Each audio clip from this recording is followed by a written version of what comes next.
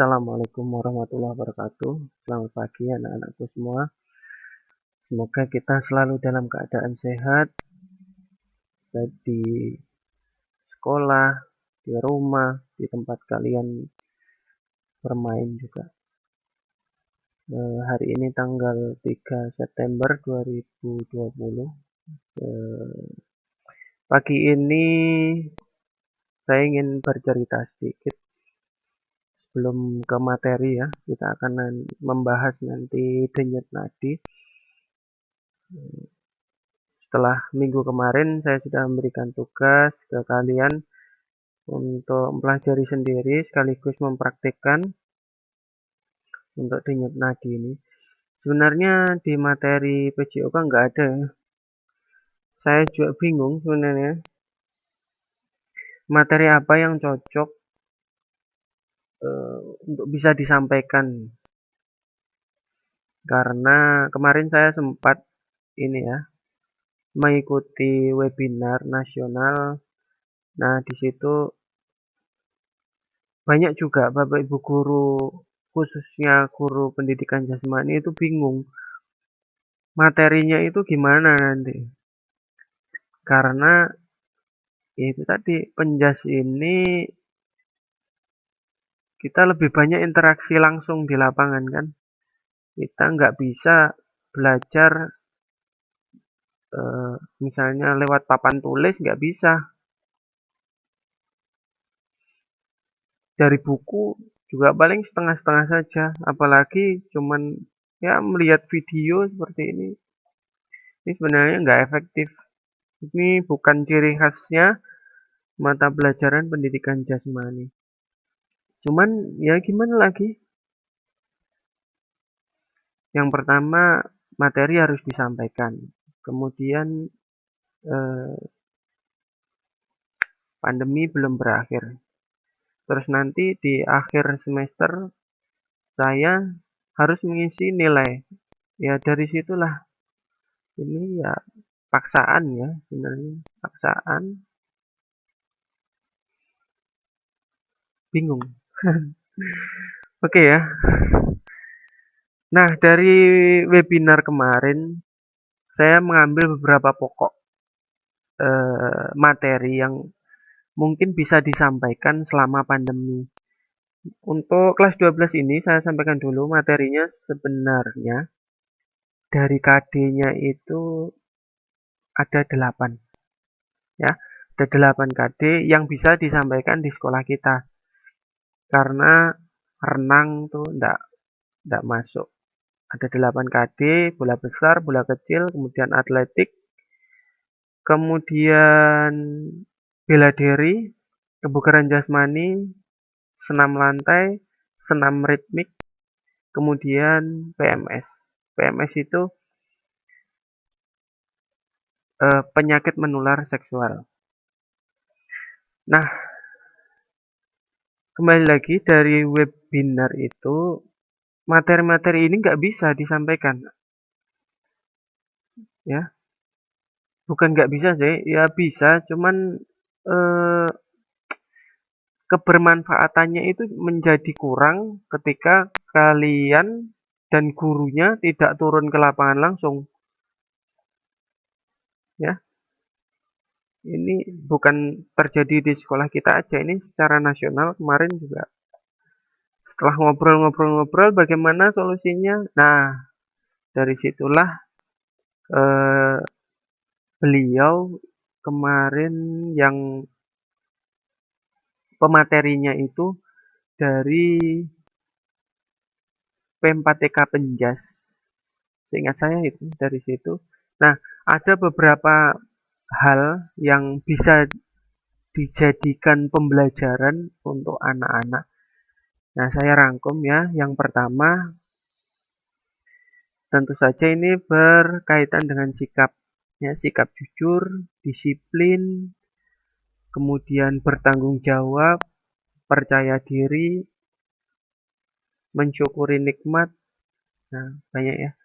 Kemudian yang kedua, pengetahuan yang terkait dengan COVID-19 itu bisa disampaikan. Yang ketiga, materi yang bisa mengembangkan keterampilan pengelolaan diri dalam upaya pengembangan dan pemeliharaan kebugaran jasmani. Seperti kemarin, ya, saya sudah memberikan tugas ke kalian untuk beraktivitas olahraga selama ya minimal 20 menit. Nah, ini berkaitan dengan ini ya, pemeliharaan kebugaran jasmani. Karena mau tidak mau kita harus tetap bergerak, Nak. Bergerak adalah salah satu sifat dari manusia. Ya, kita nggak bisa lepas dari itu. Harus. Cerita yang itu, yang dikarantina itu saja, orang-orangnya ya diminta untuk melakukan senam, berolahraga. Intinya itu berolahraga karena olahraga itu baik untuk kita. Kemudian yang keempat ini berhubungan dengan eh, cara berpikir kritis dalam menanggapi permasalahan. Nah, kalian di sekolahan ini kan diajak bagaimana cara berpikir untuk kritis. Nah, ini cara berpikir kritis ini bisa disampaikan. Maksudnya bagaimana? Nah, ada tugas-tugas dari Bapak Ibu guru yang arahnya itu bagaimana kalian itu berpikir, terus berpikir gitu. Nah, jangan setelah nggak masuk sekolah kemudian kalian ya wis lah santai dulu lah, nggak seperti itu. Nanti ini kebiasaan berpikir itu jadi hilang. Ya, ya memang seperti itulah otak kita ya. Semakin kita latih untuk berpikir kritis, akan semakin bagus. Kemudian yang kelima, mengembangkan pola pikir kreatif untuk menyelesaikan tugas. Seperti contoh di materi pertama kemarin saya minta kalian untuk membuat ini ya, membuat permainan, ya kan? Ada yang membuat, kemudian ada yang memodifikasi bagus, tapi ya sayang ada yang nyontek. Aduh, ya wis lah gitu lah. Tapi ya syukur ini masih mau mengumpulkan ya, intinya kalian masih ada usaha lah. Ayo. Dan yang berikutnya bagaimana memanfaatkan teknologi untuk menunjang menyelesaikan tugas. Saat ini kan pemanfaatan teknologi itu sangat penting, ya, sangat penting. Banyak ibaratnya orang-orang, mohon maaf ya, orang yang sudah dia itu berpangkat, sudah eh, jabatan, tapi penguasaan teknologinya kurang, dia terpaksa harus belajar, ya, belajar lagi. Oke, itu saja mungkin pengantar sebelum ke materi ini tadi ya. Sekali lagi sebenarnya denyut nadi ini nggak ada di materi kelas 12. Mungkin ini kalau dikaitkan ya dengan KD kelima ya, peningkatan kebugaran jasmani. Sebentar saya lihat. Seingat saya itu ini merancang, mempraktikkan program latihan untuk meningkatkan kebugaran jasmani. Nah ini sebagai bekal mungkin nanti bisa dipakai kalian waktu di KD kelima ini. Oke, kita masuk ke sini ya materinya. Denyut nadi. Kalian mungkin kemarin sudah sempat membaca-baca ada denyut nadi, bagaimana cara menghitungnya. Nah, ini sebenarnya rincinya itu ada 4 ya. Denyut nadi istirahat, denyut nadi normal, denyut nadi latihan, dan denyut nadi maksimal. Oke, satu-satu. Yang pertama dulu ya. denyut nadi istirahat. Denyut nadi istirahat ini denyut nadi manusia yang paling rendah. Jadi masing-masing manusia itu berbeda denyut nadinya. Jumlahnya berbeda, standarnya masing-masing berbeda. Tergantung dari usianya berapa, kemudian jenis kelamin, kemudian kesehatan, bagaimana keadaan jantungnya, kemudian kebiasaan aktivitas dia, kemudian apalagi cuaca, nah itu sangat berpengaruh ya. Nah, untuk khusus denyut nadi istirahat ini kalian atau kita semua bisa mengecek ya, bisa menghitungnya pada saat kalian bangun tidur belum duduk. Jadi matanya melek, jebret, ya kan? Mata melek langsung menghitung denyut nadi. Itu nanti kalian bisa mendapatkan denyut nadi istirahat. Ya, ada gambaran ya? Jadi kalian belum ada aktivitas apapun, melihat baru membuka mata, langsung dihitung denyut nadinya. Lupa ya, yos hari berikutnya aja. Lupa lagi, yos ora usah. Sowen. Oke, yang berikutnya denyut nadi normal. Ini juga tadi ya tergantung dengan orang masing-masing. Kalau normalnya manusia itu usia kita, usia kalian mungkin ya antara 16, 17, 18 tuh normalnya antara 60 ya, 60 denyut nadi 60 sampai 90 100 itu masih normal.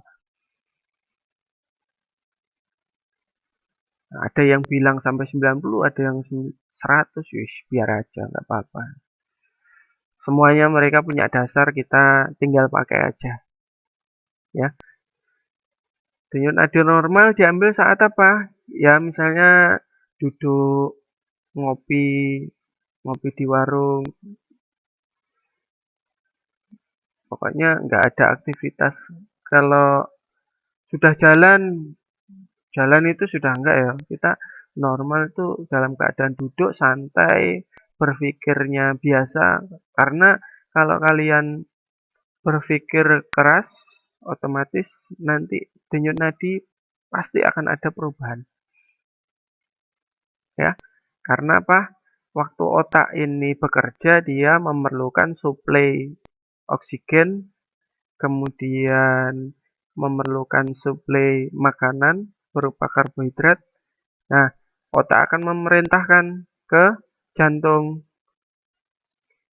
Jantung, kamu harus memompa darah ke otak agar lebih tinggi. Bagaimana ya? Suplainya itu untuk memenuhi kebutuhan otak tadi untuk berpikir. Ya, ada gambaran ya. Jadi denyut nadi normal itu diambil pada saat kalian santai duduk. Tapi kalau yang istirahat tadi pada saat membuka mata setelah bangun tidur. Oke, yang ketiga denyut nadi latihan. Nah, untuk denyut nadi latihan ini banyak sekali macamnya, tergantung dari targetnya. Ya, nanti kalian silahkan searching sendirilah bagaimana denyut nadi latihan ini ditentukan. Tapi sebagai gambaran seperti ini. Untuk ini ya, apa ya? Untuk prestasi. Sorry. Untuk prestasi itu denyut nadi latihan antara 85 sampai 90%. Seingat saya itu ya. Ini seingat saya saja. Sudah lama soalnya.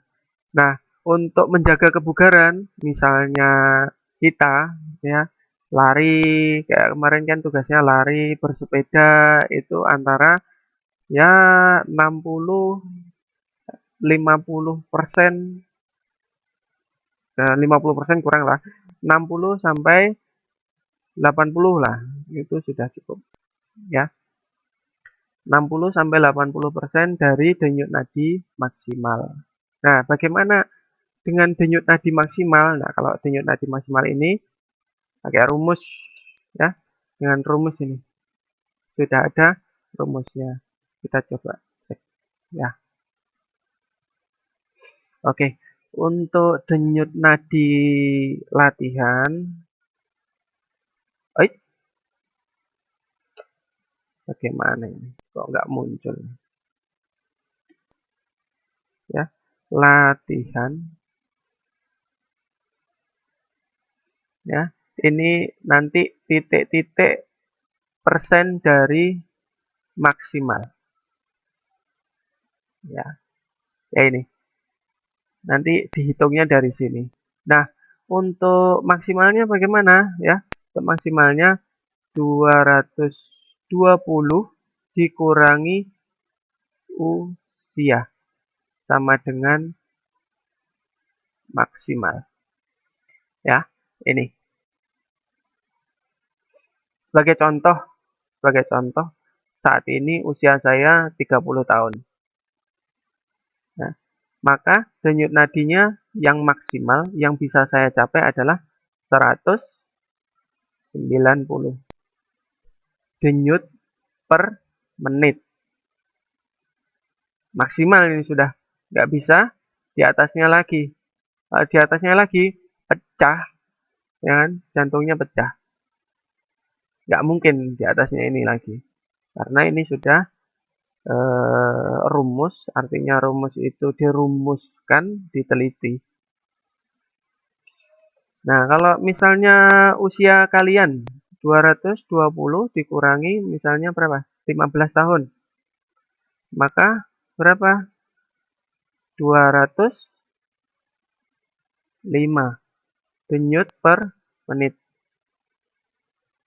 Jadi, kesimpulannya semakin tinggi usia, maka semakin rendah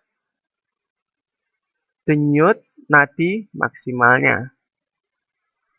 Ya, kesimpulannya adalah semakin tinggi usia, maka denyutnya semakin rendah. Ya, ada gambaran ya. Nah, itu tadi denyut nadi maksimal. Gampang itu, langsung saja dimasukkan ke rumus, selesai. Bagaimana yang denyut nadi latihan? Sebagai contoh gini, pagi ini saya mau berolahraga. Intensitasnya saya tentukan 60% dari maksimal. Ya, 60% dari maksimal. Gampang saja, ini langsung aja dihitung. Jadi 60 per 100 kali denyut nadi maksimal saya tadi 195. Berapa ini? Hitung, ini coret-coret berapa? Ini 19,5. Nah, ini kamu kalikan. Berapa ini? 19 kali 6 berapa? Waduh, kacau ini. Bentar, saya hitung. Saya keluarkan kalkulator dulu. 19,5 kali 6. 100 ya, 117. Ya, betul ya. 117 ya. Denyut per menit. Jadi 60%. Kalau saya menentukan saya 60% hari ini. Nah, maka ini nanti minimal saya harus mencapai ini. Kalau kurang dari ini, ya nggak tercapai artinya. 60%-nya ini nggak tercapai, nggak dapat. Hari berikutnya misalnya, oh saya mau ini saya tingkatkan 65%. Nah, tinggal kalikan saja berapa nanti denyut nadinya. Misalnya saya hitung juga berarti 65 kali 195 bagi 100 berapa? 126 ya. Mana? 126 denyut per menit. Ada gambaran ya? Semoga ada gambaran untuk denyut nadi ini ya. Denyut nadi ini tadi. Ini adalah rumus. Silakan diingat-ingat. Kemudian yang ini untuk menghitung berapa denyut nadinya ya.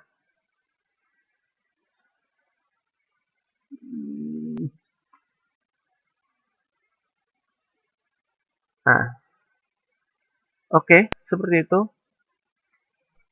Nah, kemarin Pak, saya denyut nadinya berapa ya? Kemarin saya ingat tuh ada yang di bawah 60. Hebat ini. Hebat bener. Berapa ya? Denyut nadi normalnya atau kan alah berapa sih? 40 rasanya.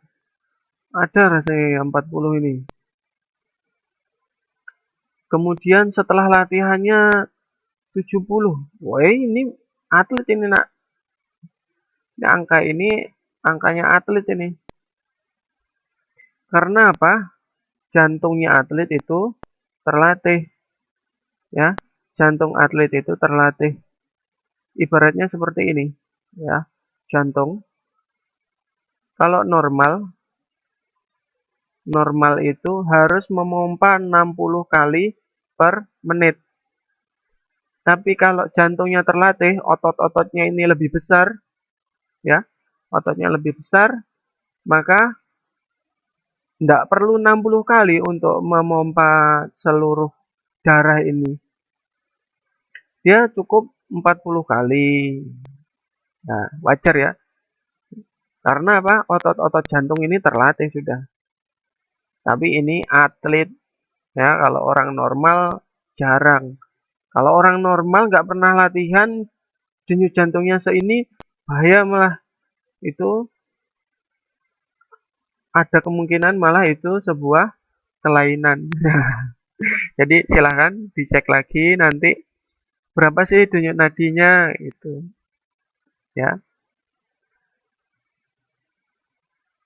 Nah, denyut nadi ini nanti materi ini mungkin juga sebagai pengantar untuk nanti kalian merancang program latihan ya. Karena untuk program latihan nanti kalian bisa memilih ya, memilih kalau yang ini denyut nadi ini bisa nanti kalian pakai yang mudahnya itu jenis olahraga aerobik. Ini lebih mudah pakai denyut nadi. Kalau yang anaerobik seperti angkat beban itu nanti ada sendirilah caranya bagaimana mengetahui intensitasnya seperti apa itu. Kita akan ceritakan kembali. Nah, seperti itu anak-anakku sekalian, ini materi tambahan saja ya. Sebenarnya saya video ini nggak usah kalian tonton juga nggak apa-apa ya, nggak usah tonton nggak apa-apa. Oh iya,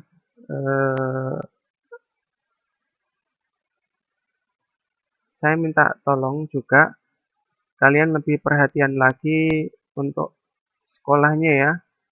Tugas-tugasnya diperhatikan, jangan semaunya sendirilah. Soalnya apa, Nak? Sebagai contoh ya, sebagai contoh saja. 2 tahun ini kan ada ujian paket C di SMA kita. Tahun kemarin aja ya nggak ada karena COVID. Tahun ini, tahun 2020 ini yang nggak ada. Nah, 2 tahun yang lalu itu ujian ini ada. Nah, rata-rata pesertanya itu mereka sudah bekerja, ya, sudah punya uang, sudah bisa menghasilkan uang, kemudian dia mau naik jabatan,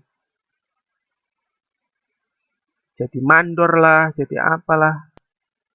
Nah, ini terkendala di sini, ini nggak bisa. Karena di perusahaan minimal itu memiliki ijazah setara SMA. Sayang kan kalau apalagi aduh pusing, tugasnya banyak ya, kemudian aku berhenti aja. Walah, sayang sekali. Apalagi yang kalian kelas 12 ya, tolong ini sayang, disayangi. Bukan ilmunya, ya ilmunya iya juga, tetapi ini nak ijazahnya, ijazah. Nah, ini ya, kecuali kalian ya semuanya nasib sih, nasib juga. Cuman tolong ini diperhatikan, ini sebagai senjata ibaratnya, ya. Ini senjata, ijazah itu senjata. Dipakai kah? Nggak dipakai kah? Yang penting kita punya dulu, ya. Tolong ya, paham kan? Saya yakin paham. Kalau nggak kepakai, ya wis, biar aja. Yang penting kita punya. Mau perang tuh membawa pistol, ya, membawa senapan, kepakai nggak kepakai, pokoknya kita bawa dulu, ya kan? Kalau nggak punya, nggak bawa, ya kalah duluan sudah. Ya, oke, itu tambahan. Kurang lebihnya mohon maaf ya. Ini tadi untuk materi ini bisa kalian explore lagi nanti, aksesnya banyak, di internet juga banyak sudah. Ini supaya apa? Tambahan saja ini tadi, bagaimana cara menghitung, nah itu aplikasinya di kehidupan sehari-hari bagaimana itu aja. Oke, guys ya, itu saja yang bisa saya sampaikan. Kurang lebihnya mohon maaf. Saya akhiri. Assalamualaikum warahmatullahi wabarakatuh.